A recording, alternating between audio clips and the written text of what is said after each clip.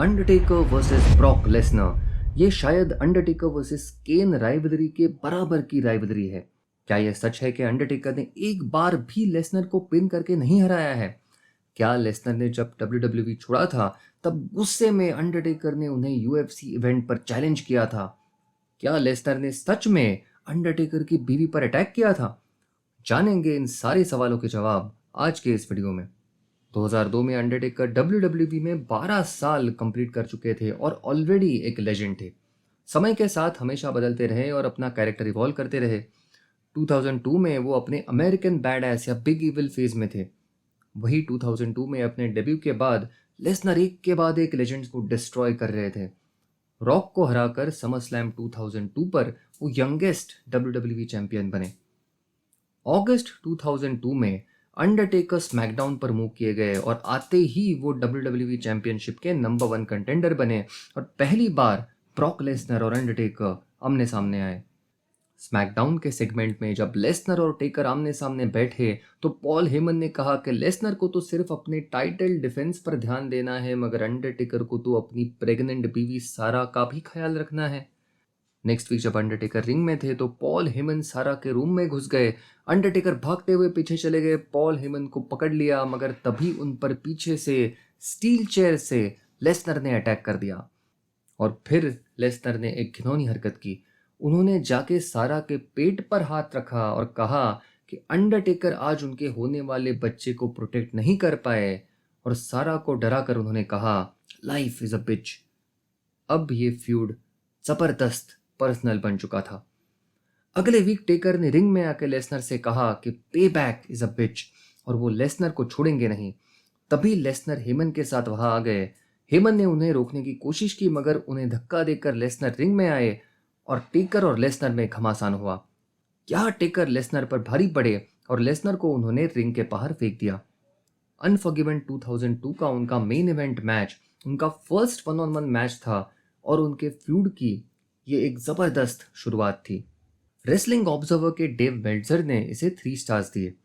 ये मैच एक all out brawl था। यहाँ दोनों के घमासान में रेफरी इंजर हो गए और उन्होंने लेसनर और टेकर दोनों को डिस्क्वालीफाई कर दिया, जिसकी वजह से हमें विनर नहीं मिल पाया। ये क्लियर था कि WWE इस स्टोरी लाइन को आगे एक बड़ी डायरेक्शन में लेके जाना चाहती है। अनफॉरगिवन के एंड में अंडरटेकर ने लेसनर को लेके टाइटन ट्रॉन के आर पार फेंक दिया। जबरदस्त मोमेंट था।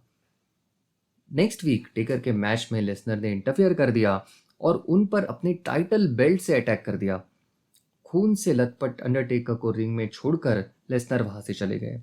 अगले हफ्ते भी लेसनर ने अंडरटेकर पर अटैक कर दिया पीछे से, उनको बैक स्टेज F5 दे दिया और शॉकिंगली एक गैस सिलेंडर उठा के अंडरटेकर के दाएं हाथ पर मार दिया। अंडरटेकर दर्द से चीख पड़े। अगले week general manager Stephanie McMahon ने कंफर्म किया कि अंडरटेकर का हाथ फ्रैक्चर हो गया है, मगर फिर भी वो लेसनर के साथ अपना टाइटल रीमैच चाहते हैं। Hello in a cell match में हेमन और लेसनर एक दूसरे को देखते रह गए। नेक्स्ट वीक हेमन ने कहा कि अंडरटेकर ने हेल इन अ सेल में लोगों के करियर खत्म किए हैं। वो किस तरह के इंसान है ये वो नहीं बता सकते, मगर रिंग में उनके साथ एक खड़ी लड़की ट्रेसी जरूर ये बता सकती है। ये एक अजीब सेगमेंट था और WWE इसे प्रमोट भी नहीं करता। ट्रेसी ने बाद में अंडरटेकर को कन्फ्रंट करते हुए कहा कि अंडरटेकर 3 महीने उनके साथ रहे थे और बाद में उन्हें पता चला कि अंडरटेकर शादीशुदा है और टेकर ने उन्हें धोखा दिया है। यहाँ केफेब ब्रेक करते हुए उन्होंने अंडरटेकर को उनके असली नाम मार्क से पुकारा और अंडरटेकर को थप्पड़ तक मार दिया। अगले वीक टेकर ने कहा कि उन्होंने इस लड़की को पिछले 7 साल में नहीं देखा और वो उनसे मिले थे सारा की मुलाकात होने के काफी पहले, और ये हेमन और लेसनर की कोई साजिश है। लेसनर के मैच में उन्होंने अपने टूटे हुए हाथ के कास्ट से ही लेसनर पर अटैक कर दिया और उनको खून से लथपथ कर दिया। अगले वीक हेमन ने स्टेफनी से कहा कि hello in a cell match से पहले अंडरटेकर के हाथ का कास्ट उतरना चाहिए, मगर स्टेफनी ने कहा अंडरटेकर वो कास्ट वैसा ही रख सकते हैं। इस पर लेसनर ने स्टेफनी को कॉर्नर कर दिया और उन्हें बचाने टेकर वहां आ गए। लेसनर ने टेकर के हाथ पर किक्स मारते हुए उन्हें और इंजर कर दिया, मगर अंडरटेकर ने रिकवर होकर काउंटर अटैक करके लेसनर और हेमन को रिंग से भगा दिया। नो मर्सी 2002 पर लेसनर और टेकर का hell in a cell match जबरदस्त था। गौरतलब है इससे पहले अंडरटेकर एक भी one on one hell in a cell match नहीं हारे थे। ये एक क्लासिक मैच था जिसे मेल्टजर ने 4 स्टार रेटिंग दिया और यहाँ अंडरटेकर ने लेसनर को क्लीनली पुट ओवर किया। ये मैच और ओवरऑल फ्यूड जबरदस्त रहा और इस फ्यूड ने लेसनर को लेजिटिमेटली एक सुपरस्टार बना दिया। अगले वीक स्मैकडाउन के एपिसोड पर टेकर ने लेसनर को कॉन्ग्रेचुलेट किया और साथ ही उनका फ्यूड का पहला फेज खत्म हो गया। इसके बाद दोनों 1 साल तक एक दूसरे से दूर रहे।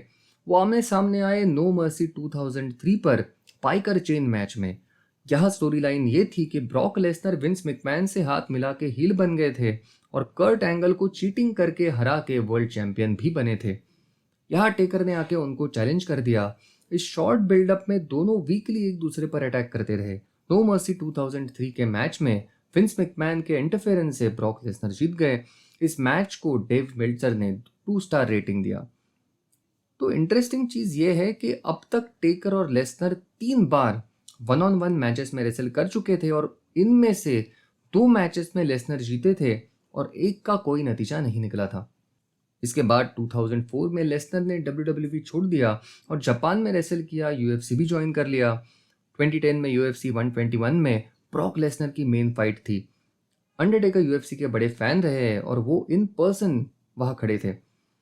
अंडरटेकर का इंटरव्यू लिया जा रहा था, तभी उनकी नज़र पड़ी वहां से जा रहे ब्रॉक लेसनर पर और उन्होंने लेसनर को कॉल आउट करते हुए कहा, you want do it now.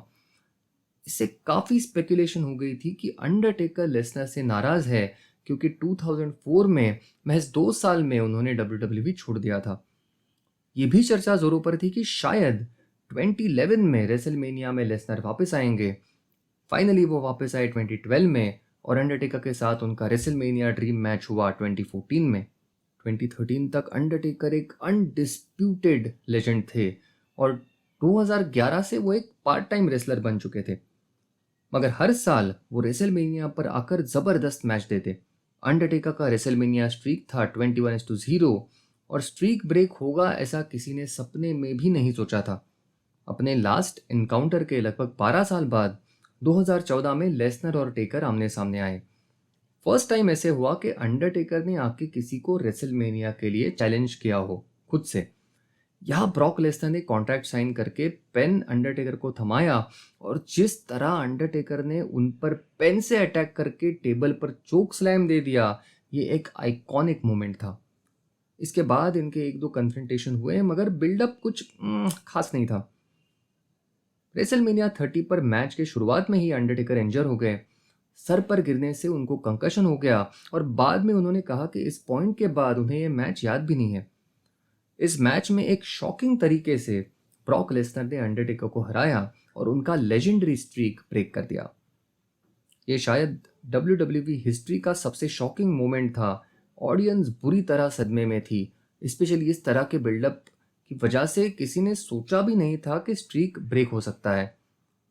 Match काफ़ी एवरेज था। डेव मेल्टजर ने इसे महज 1.5 स्टार रेटिंग दिया है, मगर इस मैच ने ब्रॉक लेसनर को एक अनस्टॉपेबल मॉन्स्टर फोर्स के रूप में एस्टैब्लिश कर दिया। देखिए, अब तक 4 मैचेस हुए थे दोनों के वन ऑन वन, मगर अंडरटेकर एक बार भी नहीं जीते थे। 2015 के रेसलमेनिया पर ब्रे वायट के अगेंस्ट टेकर ने वापसी की। ये ठीक ठाक मैच था, 2.75 स्टार रेटिंग मिला इसे।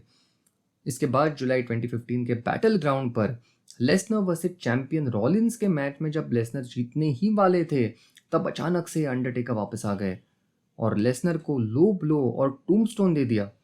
ये एक शॉकर था क्योंकि सभी एक्सपेक्ट कर रहे थे कि अंडरटेकर अब अगले रेसलमेनिया पर ही आएंगे।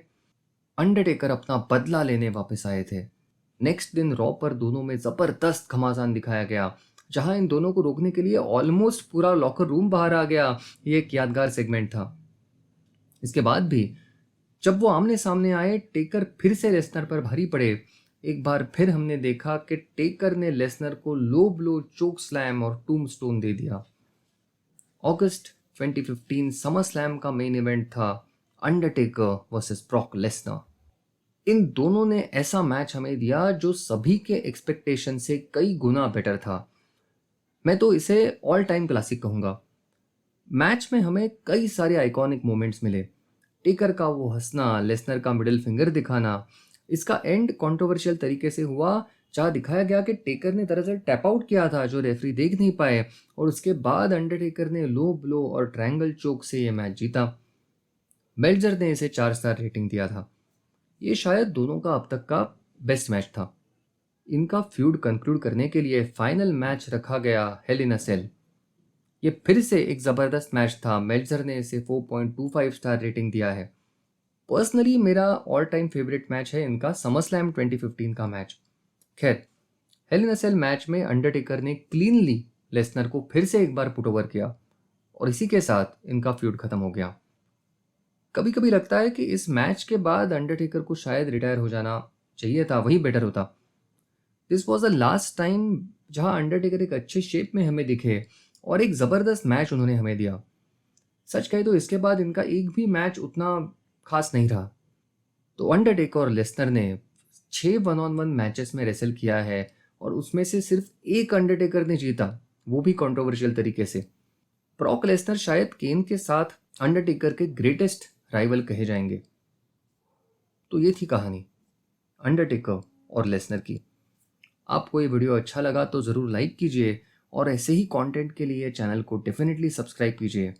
मिलते हैं अगले हफ्ते एक और कहानी के साथ। देखते रहिए रेसलिंग स्टोरी।